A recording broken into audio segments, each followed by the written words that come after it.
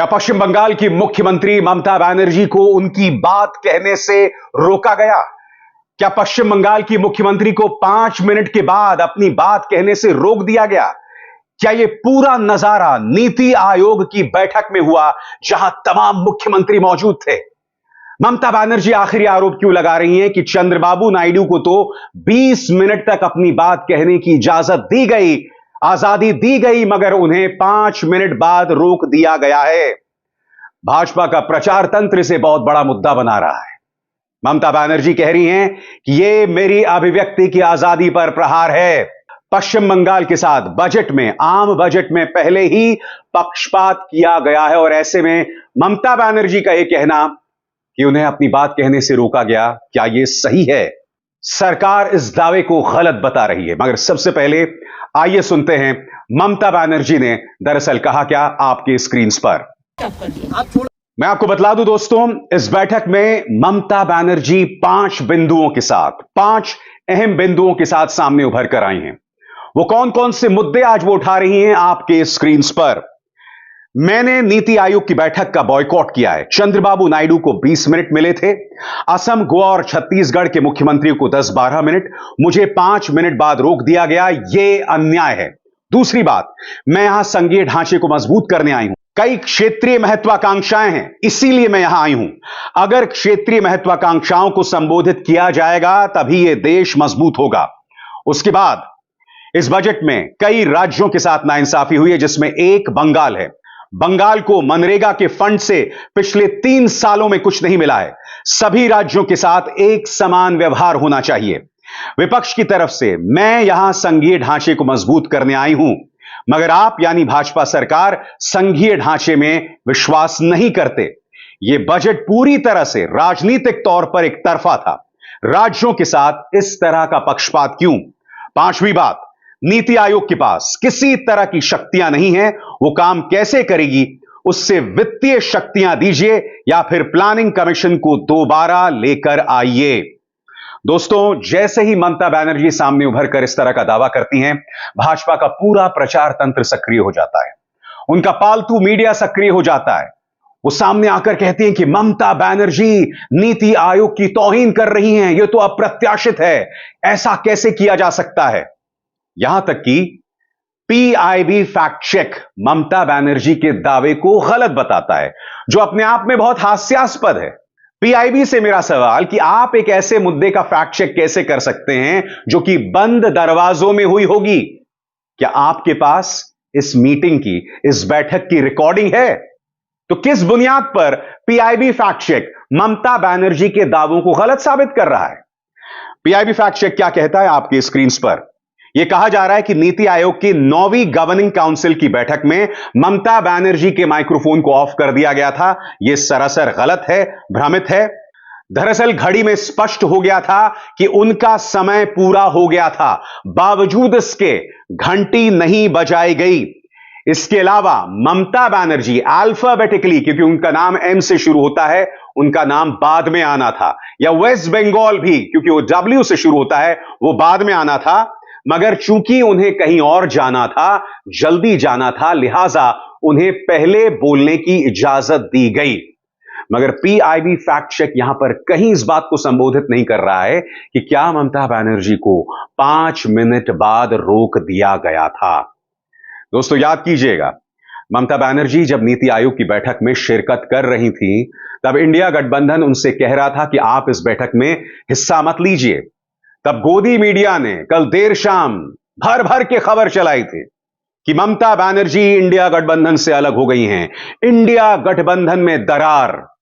आज गोदी मीडिया के तमाम प्लान्स पर पानी फिर गया है। और हां, जो लोग ये कह रहे हैं कि ममता बनर्जी ने कोई बहुत बड़ा पाप कर दिया है, तो मैं आपको याद दिलाना चाहूंगा कि 2014 से पहले प्लानिंग कमीशन यानी योजना आयोग की बैठकों में क्या हुआ था। इन बैठकों में हिस्सा लेने पूर्व मुख्यमंत्री नरेंद्र मोदी आया करते थे, पूर्व मुख्यमंत्री स्वर्गीय जयललिता भी आया करती थी। और मैं आपको बतलाना चाहूंगा, साल 2012 में जयललिता ने भी इसी तरह से बैठक का बॉयकॉट किया था।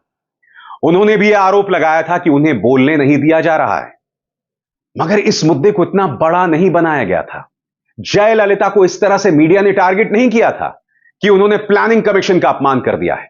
और इस खबर को देखिए, खबर 2013 की है। उस वक्त के मुख्यमंत्री नरेंद्र मोदी प्लानिंग कमीशन की बैठक में जाते हैं। प्लानिंग कमीशन के डेप्यूटी चेयरमैन हैं मोंटेक सिंह आलूवालिया। मोंटेक सिंह आलूवालिया गुजरात की आलोचना करते हैं चाइल्ड सेक्स रेशियो पर, यानी जच्चा बच्चा दर। स्वास्थ्य संबंधित मुद्दे पर मोंटेक सिंह आलूवालिया अपनी चिंता जताते हैं। नरेंद्र मोदी इस बात को लेकर नाराज हो जाते हैं, मगर वो तैयारी के साथ आए होते हैं। वो अपनी तरफ से तर्क पेश करते हैं जिन्हें मोंटेक सिंह आलूवालिया खारिज कर देते हैं। उस वक्त के मुख्यमंत्री यानी नरेंद्र मोदी बाहर आते हैं और उस बात की चर्चा भी करते हैं। और यह मत भूलिए कि former chief minister Narendra Modi planning commission की बैठक के बाद अक्सर पूर्व प्रधानमंत्री मनमोहन सिंह की आलोचना करते थे। यह सब चीजें पहले हुआ करती थी। लिहाजा अगर ममता बनर्जी ने अभी यह कह दिया कि उनकी आवाज को दबाया गया है, तो कोई बहुत अजूबी बात उन्होंने नहीं की है। यह एक सामान्य बात है। उन्हें अपनी बात रखने का अधिकार है। एक बात मैं समझ नहीं पाता हूं कि विपक्ष की आवाज को सामने रखने में भारतीय जनता पार्टी, उसकी एजेंसीज, उसके गोदी पालतू मीडिया को इतनी दिक्कत क्यों पेश आती है। संसद में आप माइक ऑफ कर देते हैं। जैसा ममता बनर्जी आरोप लगा रही हैं, उनके माइक को भी ऑफ कर दिया गया। यानी कि हर चीज का समाधान माइक ऑफ कर देना, हर चीज का समाधान आपकी स्पीच में से अहम हिस्सों को नोच देना, जैसा कि राहुल गांधी के साथ एक नहीं दो बार हुआ। एक बार जब उनके भाषण को कम से कम 18 से 19 जगह से नोचा गया था, जब उन्होंने अडानी की बात की थी, और अभी हाल ही में जब उन्होंने बीजेपी और आरएसएस को हिंसक बताया था, तब उसी हिस्से को हटा दिया गया था। यह क्या खेला है माइक ऑफ का। यह भारतीय जनता पार्टी और आरएसएस की ऐसी क्या सोच है कि आप आलोचना बर्दाश्त नहीं कर सकते हैं, आप एक वैकल्पिक तर्क को बर्दाश्त नहीं कर पाते हैं।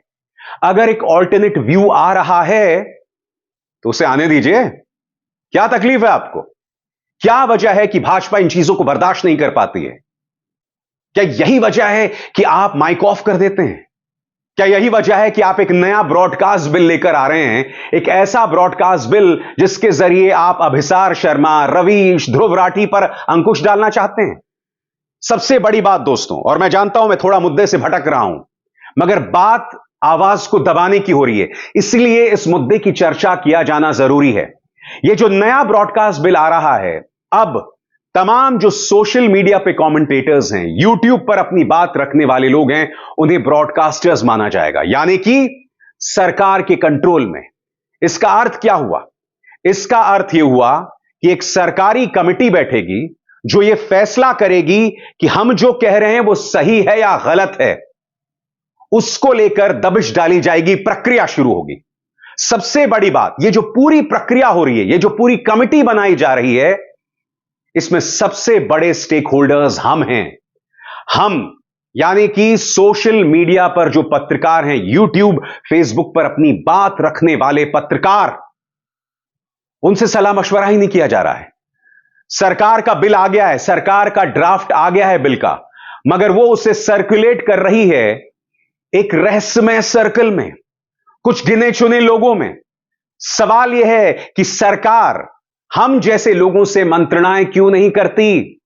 हम जो सबसे बड़े स्टेक होल्डर्स हैं, सबसे बड़ी बात, यूट्यूब और फेसबुक जहां आप हमारी आवाज सुनते हैं, इन चैनल्स का जो न्यूज सेक्शन चलता है वो हम लोगों की वजह से चलता है। ये जो प्लेटफॉर्म्स हैं वो हमारे कंटेंट की वजह से कमाई करते हैं। यानी कि ये जो कार्यक्रम आप देख रहे हैं यूट्यूब पर या फेसबुक पर, इस पर ये प्लेटफॉर्म्स भी कमाई करते हैं, जिसका एक हिस्सा वो हमको देते हैं। अब सबसे बड़ी बात, अगर आप हमारी आवाज को दबाएंगे, अगर आप उस पर अंकुश लगाएंगे, अगर आप एक रहस्यमय कमेटी बनाएंगे जिसका मकसद है हम पर अंकुश डालना, तो क्या उससे पहले आपको हमसे सलाह मशवरा करना चाहिए, नहीं करना चाहिए? क्या वजह है? क्यों आवाज दबाई जा रही है, चाहे वो पत्रकार हो या विपक्ष हो? आखिर क्या वजह है कि आपको दंगा भड़काने वाले गोदी मीडिया पत्रकार चाहिए, तिहाड़ में पत्रकारिता का नाम रोशन करने वाले पत्रकार चाहिए?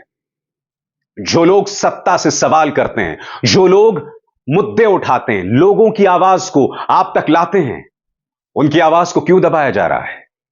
ममता बनर्जी वाजिब बात करती हैं कि जब वो बोल रही हैं एक मुख्यमंत्री के तौर पर, तो देश का संघीय ढांचा मजबूत हो रहा है, इसीलिए उनकी आवाज को दबाया नहीं जा सकता, उनकी आवाज को दफ्न नहीं किया जा सकता। राहुल गांधी को बोलना पड़ेगा, चाहे वो बात भाजपा को कितनी भी असहज करे। अगर अभिसार, ध्रुव, रवीश आपके सामने बातें रखते हैं, तो वो बातें आपको बेशक कितनी भी असहज करें, मगर वो बात कहेंगे, क्योंकि वो एक वैकल्पिक विचार है। वो सत्ता से सवाल करता है, सरकार से सवाल जरूरी है, क्योंकि आपको सत्ता में जनता ने बिठाया है। इसीलिए आपकी हर हरकत को कटघरे में रखा जाएगा, उस पर पैनी निगाह होगी, चाहे वो विपक्ष हो या एक सच्चा पत्रकार।